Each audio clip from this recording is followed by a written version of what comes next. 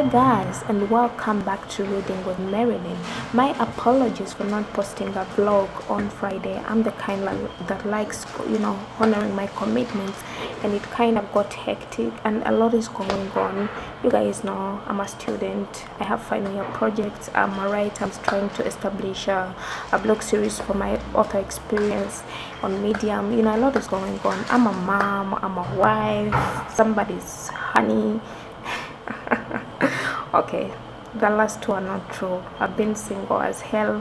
In fact, I'm at this point of singleness where I'm questioning whether everything is fine with me. I need to be in a serious relationship, and earlier this year, that was one of my endeavors that I wanted to venture in. Establish a serious relationship with serious sex, a marathon if necessary.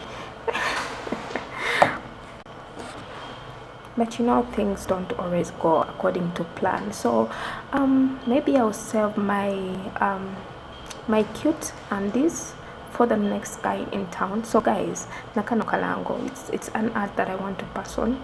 I'm up for grabs. Please disturb me. I'm up for grabs, yeah, so that we can see how this thing works. I don't want to read about romance without actually being in one, and it's so odd. But then we are not yet to that part. Welcome to Reading with Marilyn once again, and let's get into it. I feel like I'm getting off topic already. Alright, now just to set the stage for the new viewers on board, by the way, thank you so much. On the last video we got over 30 views, yeah, and that's a yay for me, because I know how this industry works, the YouTube industry. It's all about the content, and for me, I like looking at things with a little bit of positivity. So I'm looking at this as an author event. Yeah, imagine I have a reading, because you guys can read this book in the comfort of your homes, but then you decide to watch, which is amazing. So I'm looking at this as an author event, and I have 30 views. Do you know what 30 people are for an author event? That's a lot of people. So I like grabbing every opportunity, and I like looking at the thoughts that I have, not the halves that I haven't got yet. So thank you so much for the views, and thank you for watching. I want to just shout out to a few individuals. Tony is from Spain, and he gave me some remarkable comments on the last episode that I'm actually incorporating in this video. So and those are the people that shared, the people that asked for copies. I just want to remind you guys, copies are available at Uganda Museum, Book Point, Bukolobi. They're also available at from right. You can also order now menus from Jumia. All right, so let's get reading. Alright, now just to rewind a little, I just want us to get a flashback of what happened last week.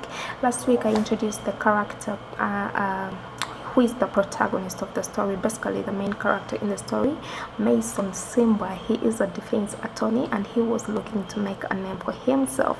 Now the course at which Mayson got a breakthrough is one that we all were astonished. Yeah, hopefully someone told me that their eyes got wide when Mayson swallowed a mouthful of poison. Yeah, mine too. Yeah, so Mayson defended a 23-year-old widow. She was accused of poisoning her husband, and Mayson was like, no, she didn't. Maybe that was a love potion. I'll demonstrate.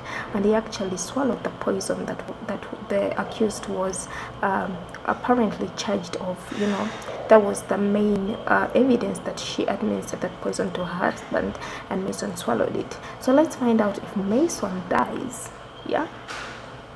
How we find out whether Mayson demises from the poison. I love setting the stage to let you guys know about how the story progresses. So of course I'm going to be reading chapter 2 of My News by Persona Tsubuga, who happens to be me. So wonderful. My friends mock me for this when I say, oh, he's the love of my life, but he is. Anywho, in chapter 2 we have a shuffle of events and the plot itself, and then the characters. As I said in the last chapter, I introduced the protagonist, and this time in chapter 2 I'm introducing the antagonist, who is kind of the villain in the story. I'm also introducing the muse. Her name is Mia. Yeah, she's Elijah's wife. So Elijah is Mason's identical twin brother. He is a neurosurgeon, and he has an infant institute. He's also troubled by the fact that one of his patients, Akili, has been taken care of for a lengthy, like a couple of months or years, has his last surgery on the same day that he has to make amends with his wife. Yeah, so Elijah has to choose between his surgery or making amends with his wife. Let's find out how he juggles the two. Okay. Elijah sat there black, his eyes fixed on the window. He could no longer see the white vinyl frame, just the shape. It was like an empty doorway, low to the ground and high to the ceiling, disgusting him to his thought. Just like all the other things there, he was losing another one. The damn plug was robbing another from him, yet he could still do nothing. Fuck cancer, he banged his table. He was dominated by profound sadness, anger, and fatigue. Why be ranked the best doctor in town, curing infectious diseases, yet he couldn't save this one. Anderson had been different. He was playful, jolly, chubby, and fluffy. He loved him. He was going to miss his sweet smile every time he came to check on him, and the little candies. Yet cancer had shaved all his hair, crushed his little bones bit by bit, killing him gradually, enjoying punishment at every stage, while he watched. He had at least treated some skin infection, broaches and coughs, but cancer had been his failure, just like everyone else. Anderson had been like a son to him, a Charlie if he had had one. The thought of losing him brought long-buried emotions in Elijah, storing what was unsettled. God kept taking these sons away from him, yet he had failed to give him even one with Mia. So Mia is barren, yeah? Mia is Elijah's wife, and Elijah losing Anderson kind of makes him, it reminds him of the fact that he has no son, and it's just so unfair how God can make you a doctor and a good doctor, and yet he keeps taking back his sons. Like, these children keep dying, yet you don't have any, like with your wife. So sad. Elijah hated thinking about Mia's failure. He wanted to do what folks say, let things be. But what was there to be done when the way forward was the way back? Mia had been a woman of his dreams. They met at college at one moment when they had a joint session. He was 2 years her senior in medical school. Most were attracted by her light-toned skin, but Elijah saw her ordinary Mayson beauty. On the day when she bumped in class late, her eyes scanned the room with determination in search for someone. When they landed on Elijah's, Mia's eyes were a deep pool of restless gold. He had never seen eyes so beautiful. They were stars themselves. Mia was shorter than average and certainly larger than a catwalk model, but stunning. She was perfect. Elijah's Mia was just irresistible to all. Men desired her and women courted her for friendship. And for him, after a few months of courtship, they were married 2 years later. Elijah had never adored someone so awfully. She was his gem, his Mia. Unfortunately, life was brutal to them. 6 years into wedlock, Mia had fallen flat on delivering them an offspring, yet they had planned so much, so many Elijahs. Their relationship was a wink to Mayson. Whenever he looked at them, he saw a sissy perfection. Mia was just like Elijah. The country girl was indisposed as nuts, and Elijah unassured. He was probably her first boyfriend and husband forever. Their relationship was a wink to Mayson. Whenever he looked at them, he saw a sissy perfection. Mia was just like Elijah. The country girl was indisposed as nuts, and Elijah unassured. He was probably her first boyfriend and husband forever. However, she was a sweet little girl. He inferred. She really tended to him every time he visited. Every time he visited with food apparently cooked by a woman, and lamented for him to get married all the time. Monogamy wasn't for Mayson. He neither loved nor solicited to cherish. To him, women were only for bliss as long as one had the gravy. You know what the gravy is? The money. As long as you have the money, you can get any woman. That's what the dude said. I don't know. Comment in the comment section, is it true? Can you get any woman because you have the money? All they want is money, and you, my friend, will have them functioning, Mayson once told Albert. That's the reason Mayson Soward researched every case and won every case. He was a hungry man. He never wanted to be low. What had empty pockets brought him a broken heart. He could never dismiss how Julia, his high school girlfriend, had swapped him for someone better, someone moneyed, someone with vision. So Mayson was once upon a time dumped because he was broke. At the time, they had just lost their parents, and he was divided between love and death. He vowed never to give in to a woman and never to love again. When Noel's case presented itself, so let's find out if Mayson dies from the poison, Yeah, okay. When Noel's case presented itself, he knew it would be his fortuity. Nicholas Cortez was obviously Mason's mentor and favorite character in Sidney Sheldon's book. When he was assigned to Noel's case, everything was akin to Cortez's case, so he perused the tale. He thought of many breakouts, but the way Cortez had swept his case was just intriguing to dare. Just a reminder that I told you guys in the last video that in chapter 1, the one Mayson got away with murder was an allusion to Sidney Sheldon's Memories of Midnight. Yeah, so this is the lawyer that was in Sidney's book was Nicholas Cortez. So it's one that it's kind of Mason's mentor. He's the one that Mayson admires and the one that he alludes to. I hope you get me, something like that. Yeah, okay. When the trial ended, Mayson right away rushed to us. When the trial ended, Mayson right away rushed to a small hotel that was near the court. Albert was there waiting for him, and everything had been set to place. He arose in panic on seeing him, helping him climb the stretcher.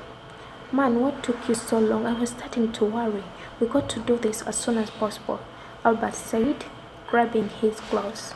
Now, Albert is Elijah's best friend and also Mason's friend. He's also a doctor. So when Mayson swallowed that poison, he kind of had made a deal with Albert that immediately, the moment he gets out of court, he's going to see him. I don't know, for surgery to get that poison out. Yeah. So, but Mayson had drugged himself terribly, and by the time he reached his friend doctor, he was crawling over. The last thing he could SP was an oxygen mask helmeted on him. Mayson was dying. Noel had slayed her husband, no doubt. She had then flown to France a week later. When she was arrested, she had pledged 300 million shillings to any lawyer that could help her get away with murder. Plainly, every lawyer wanted to snap up the offer. The pickle was on how he could win the case. For Mayson, he always said he had a plan. No one knew what it exactly was until he administered the poison to himself. He lay there not responding as Albert hit him hard repeatedly, and at once Mayson resurrected.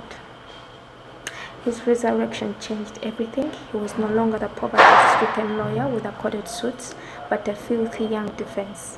He bought everything a man desires, and as opportunities kept rolling in, Noel had offered him something more, something he really loved, the beaver. You know what the beaver is?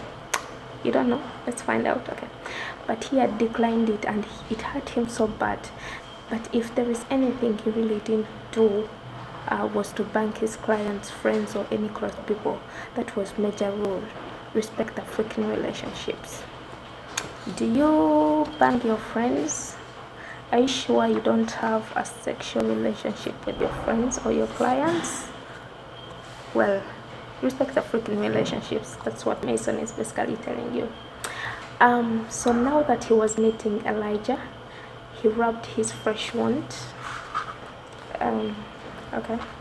He rubbed his fresh wound. Remember, we started in chapter 1 when Mayson was going to meet Elijah, the one that he called the fool, and then he had a wound from a recent intercourse from one Shakira, and she couldn't stop bleeding. So now that he's meeting Elijah, he rubbed his fresh wound tightened his tie and slated for the Infant Institute. He really hoped that this time Elijah would be straightforward, because he had no time for calculating and playing truant. Over the 2 times they had talked, the fool, as he called him, had been holding back. While he got to the hospital, Elijah was still buried in thought, his face drawn with sadness. "It's all right, Mayson got this," he affirmed in his mind. That's what he always told his clients. "Elijah, brother, thanks for coming. Have a seat," Elijah replied. "And what's up, man, to be divorced?" Mayson said, wearing a broad smile. "Oh, I brought you papers to sign and financial advice." He dropped them on the table. "Zip it, Mayson. I didn't call you here to discuss my divorce." Elijah replied. "Oh, really? Why am I here then?" "Oh, wait, let's talk about your little mistress. Sheila, what's her name?" And Elijah responded, "Oh, brother, let's not talk about women. At least I'm not married." This caught all of us off guard. "You're really full of surprises, Elijah," Mayson remarked. And with Elijah responding, "Mayson, I need your help," he said as Mayson watched him quietly. "It's about Mia." Mayson was all ears. Remember I said Mia is Elijah's wife, yeah? So, okay. "She refuses to take a thing from you that I expected, and it works for you. Claiming all property, you've come to the right person. That's what I do." Mayson was on it as Elijah sighed silently. "It's nothing to do with property, Mayson," he said. "Me and I are not divorcing," Elijah said, with Mason's raising a what? Why not? Yeah? Why would a woman whose husband has cheated and had a kid, okay, kind of spoiling this for you, but why would a woman whose husband has cheated and had a kid somewhere else not really decide not to divorce him? Yeah? Would you consider, or would you put off the divorce even after finding out that your partner has a child with a different person, given the fact that you've been also trying and you're barren for the women or sterile for the men? Would you have those second thoughts that maybe we can still make this thing work even when it has clearly hit a dead end? Yeah, so let me know what you think might happen in the next chapter and what might happen generally in the book. Otherwise, thank you so much for reading with me. I'm so glad. I think I've kept this short and simple this time. Yeah, so thank you so much. Until next time, don't forget to like, share, and most importantly, comment. Yeah, you can send me an email. My email is at nansugamerilin@gmail.com. Simple and sweet as that. Yeah, so send me an email. See you on Friday, hopefully. I won't promise, but hopefully we shall have another vlog. Yeah, so see you next time. Until next time, keep safe, be safe, and have a lovely time. Yeah, bye.